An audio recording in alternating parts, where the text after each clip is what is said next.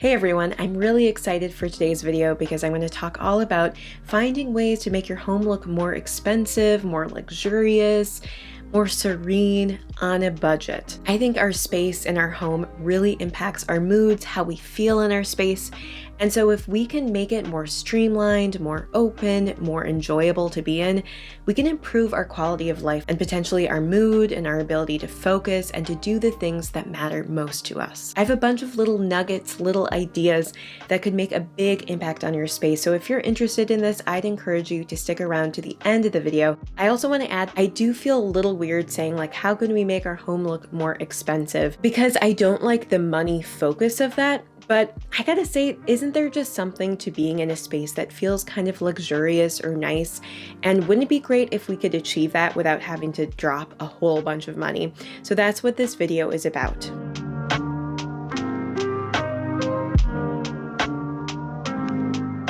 Before we get into that, I hate to take a quick pause, but I am so excited about the sponsor of this video. I recently went to Paris. I hadn't been there in many years, and so admittedly, I was very rusty on my French, and so it was almost providential when Babbel reached out to me to do a sponsorship because honestly, I had been meaning to try Babbel. I had heard really good things about it, but I just hadn't gotten around to doing it. So in case I didn't mention it yet, Babbel is an app that helps you learn new languages. It teaches real-world, practical conversations having to do with, travel, business, relationships. They have short 10-minute interactive lessons so I can fit it into my very busy day. Je suis sorti. Je suis sorti.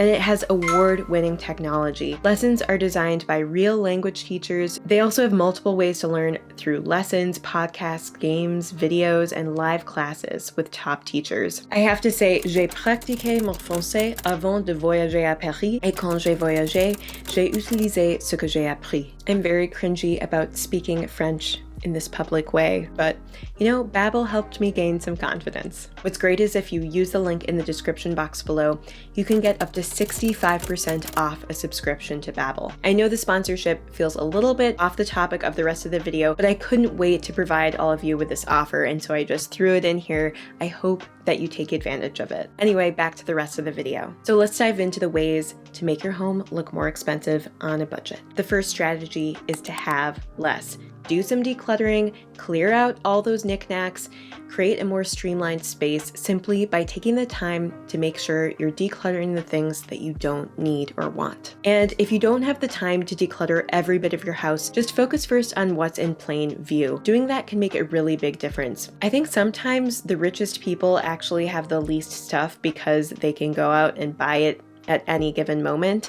And I do actually sometimes have problems with minimalism in that I feel like it's kind of something that's easier to pursue if you are more wealthy because you can more easily declutter something if it's just easier for you to buy something in the future. And so sometimes I am a little bit torn on minimalism. So even if you can't declutter to an extreme because you're trying to be thrifty in some way, at least minimize the clutter that's in your direct eyesight when you're in your space, or especially the space where maybe you're going to be spending the most time or having guests over. Clearing out that space, I think, reduces our stress and it makes the whole space feel more elevated and enjoyable to be in. A second strategy is to invest in just one or two high quality pieces.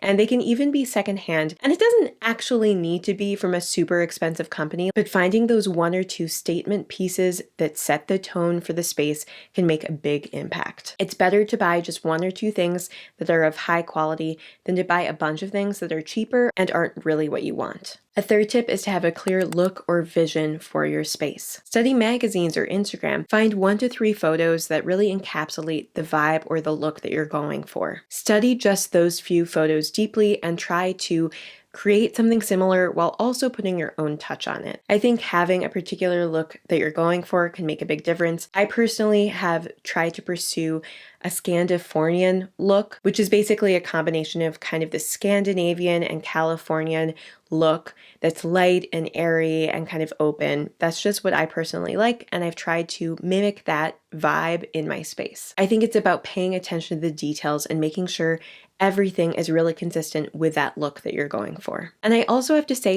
my channel is a lot about pursuing a more minimal lifestyle. I don't necessarily mean it has to be devoid of color or patterns, but it is about finding a look or a vibe and sticking to that look or vibe throughout your entire home. Because once you do that, once you're very specific and niche about your look, it feels cohesive and it'll automatically elevate the space. But the thing is, some of that does require some restraint and not just impulsively buying things just because you like the look of them. Like sometimes I'll find a piece that I really like, but it just isn't going to fit with the look of my space.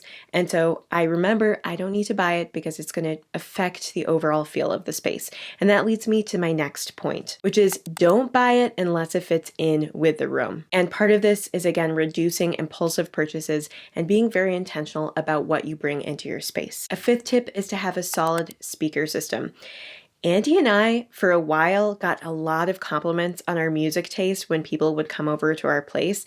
And we were like, why is that? Like, we're not that special, but like we've had a number of friends comment on our music taste and our kind of music experience. And we realized it's because we have good quality speakers. And how much did we spend on them? $0. We actually got them from a friend who was decluttering them. And so you can find a good speaker system, sometimes either secondhand from someone or at a very affordable price because they're secondhand. I'm all for secondhand technology. But if you can find a way to get a good sound system, it makes the whole space feel more elevated. Because to me, music sets the tone for a space. When you hear the music at this really high quality, it makes everything feel more luxe. So even if there's one thing you take from this video, consider upgrading your sound system if you don't have such a great one. Whatever your music taste is, it might improve just because of the sound quality. A sixth tip contradicts what I said previously, but sometimes it's good to break one rule in your space. Like do something that maybe the typical designer would tell you not to, or maybe if you do have a vibe, maybe you have one pillow or one piece of art that just goes beyond the boundaries of the rest of the space. Breaking one rule in every room for rules that you've kind of set yourself for a look allows you to push the boundaries a little bit, and that makes it feel more specific to you. And when it's more specific to you, it feels like it was tailored or built for you, and that makes it feel more expensive. The pieces themselves don't have to be expensive, but breaking an occasional rule very intentionally can make your home feel customized to you. So for breaking a rule in the space, for example, because I'm pursuing sort of a Scandinavian vibe, I often use kind of light, airy colors, a lot of creams, a lot of beiges. But every once in a while, I'll add a little pop of red or a pop of color somewhere just to add a little bit of texture to the experience of the room. I remember learning how Corot, the artist, always has just a little pop of red somewhere in his paintings. And I like to think that I kind of mimic that in my space by occasionally having just like a little pop of red, but often you won't notice it off the bat. A seventh tip is to strategically figure out which pieces could be a lower quality or lower budget dupe. So for me, it's quite often buying linen curtains or that kind of thing off of Etsy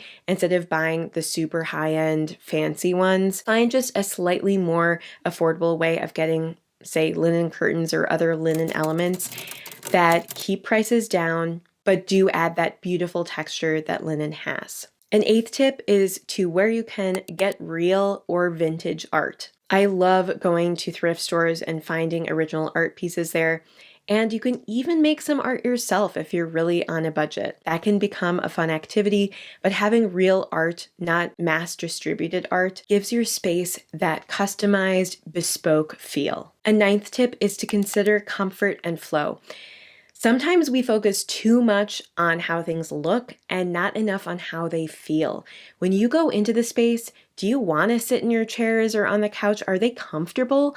Or do you want to avoid them at all costs? Making sure that everything is comfortable and that the flow is intentional, like it's easy to move through the space, having some thought around that can make the whole experience, again, feel more specific to you, more intentional, more planned, and that's part of what I think makes things feel a little bit more elevated or expensive. A 10th tip is to have bigger area rugs. I think ideally you want an area rug that covers even underneath the back of your couch or all your furniture, so that really defines a bigger space. It'll make the space feel bigger. Investing in a bigger rug, even if it's a slightly lower quality or less expensive rug that is bigger, can make the space feel more luxurious. Similarly, hanging the curtains just below the ceiling above the windows can make the ceilings feel higher. Now, I admit I don't currently do that in my house. Part of that has to do with the heaters that are in the space, so it just wouldn't work the same way.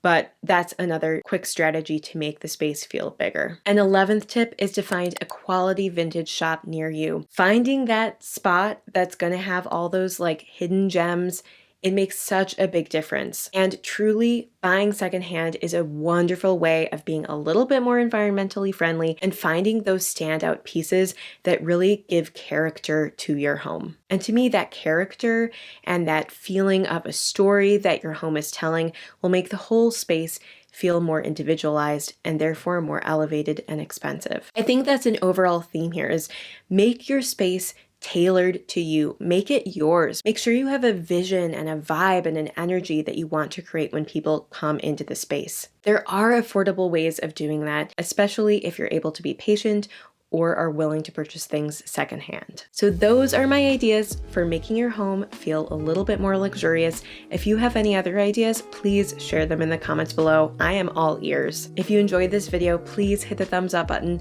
Doing that allows it to get out to more people. It's a great, simple way for you to support the channel. So if you're willing to take a moment to do that, I would so appreciate it. You can also hit the subscribe button for more videos on creating a minimal, enjoyable home. And I also have my Instagram and Patreon linked below if you're interested. My Instagram is a place where I'll share more day-to-day stuff. I also plan to use that as a place for feedback or for reaching out to get ideas for what you want to be seeing in the content of these videos. So if you're willing to join me there too, I would really appreciate it. And yeah, that's all I've got for you. Thank you so much for sticking around till the end of the video. And again, the Babbel link for 65% off is in the description box below. Thanks so much for spending this little bit of time with me, and I hope you have a wonderful rest of your day. Bye.